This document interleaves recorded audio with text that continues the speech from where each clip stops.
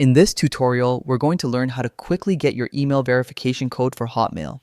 This guide will walk you through each step clearly, so you can complete the process smoothly and securely. Start by opening your web browser and navigating to the Outlook login page. You can search for it directly or go through the Microsoft 365 homepage. Once you're there, click on the Sign In button to access the Login section and enter your credentials. After logging in, you'll arrive at your Outlook homepage where your inbox and familiar features are displayed. Next, head to your profile by clicking on your name or profile picture in the top right corner of the screen. This will give you access to personal settings and account options.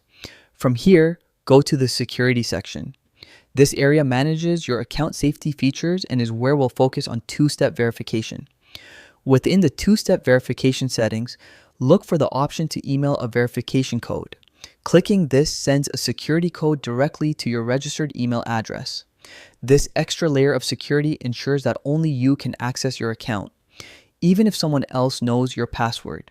Once you request the code, check your inbox for it. Don't forget to look in your junk or spam folders if it doesn't appear immediately. After retrieving the code, enter it on the verification page to complete the process.